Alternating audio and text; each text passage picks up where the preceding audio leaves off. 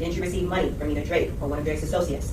Answer, I've never met Drake before. You never met Drake? No. All of these things, collectively, and I have more to point out, were done in a way to mislead the jury that these were items that were connected to the defense, which I believe he's trying to put together to say that somebody in Toronto or Drake had something to do with this without any evidence. The witness is in protective custody. Why? The witness would be in fear of his life, making it seem as if there's some type of other reason, that there's some other nefarious actors or characters connected to this case that are responsible for that. When in reality, it's his client or some evidence that does not exist, that there's some connection to Toronto that he received, Mr. Allen received to do this crime, and that he's in fear because of that. Nothing is further from the truth.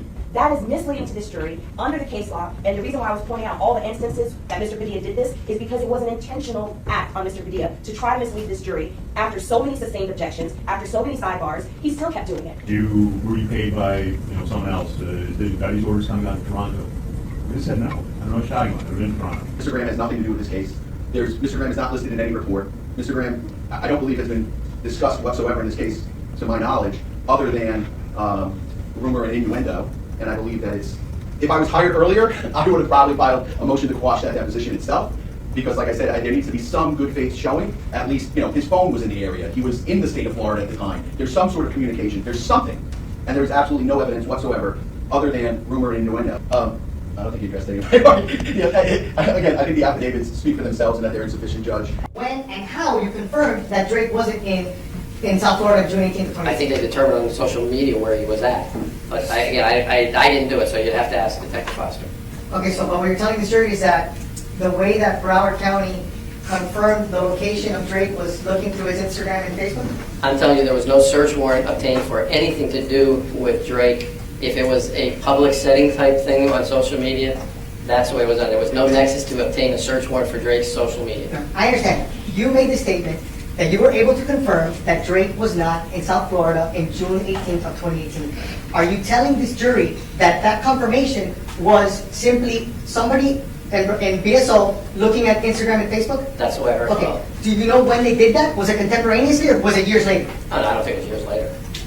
We were getting the tips in those first weeks, and it would have been years later, I don't think. But it definitely wasn't years later. Right, but we wouldn't know that because it's nowhere in your report, right? I didn't particularly do it, so it wouldn't be in my report. Do you know if it's in anybody's report? I'd have to look at all the different reports. I don't have Detective Foster's report. If you have it, I'll refresh my memory. But you remembered enough to answer Mrs. Shields' question when she asked you.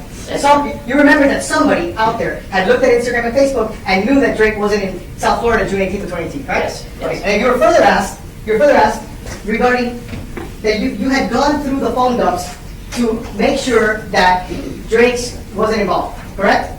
I identify the numbers on any case that are called the day of the incident, and usually a few days before and a few days after, in the hopes of identifying witnesses. None of those numbers came back to any of the names you mentioned.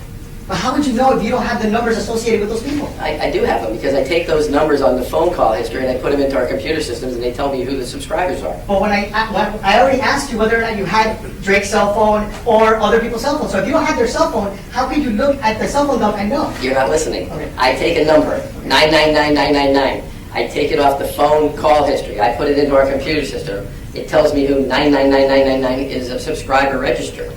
And none of those numbers that are on these gentlemen's call histories or phone dumps come back to any of the rappers you mentioned. So I obtain the numbers from the call records or the call history, and then I go to the system to find out who owns those numbers.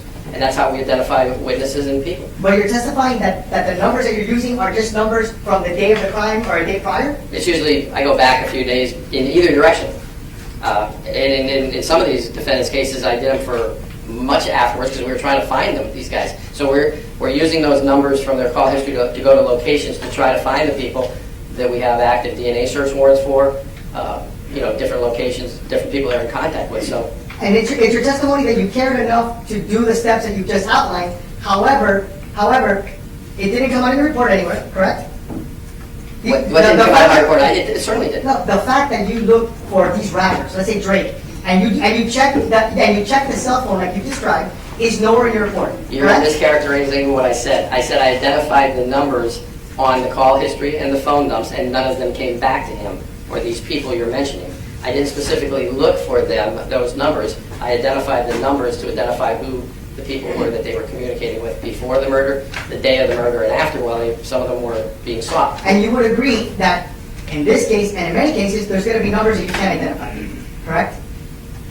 Nowadays, there's phone numbers that come back to apps that are more difficult, but once again, to get legal service, you have to have a nexus to get the caller subscriber information.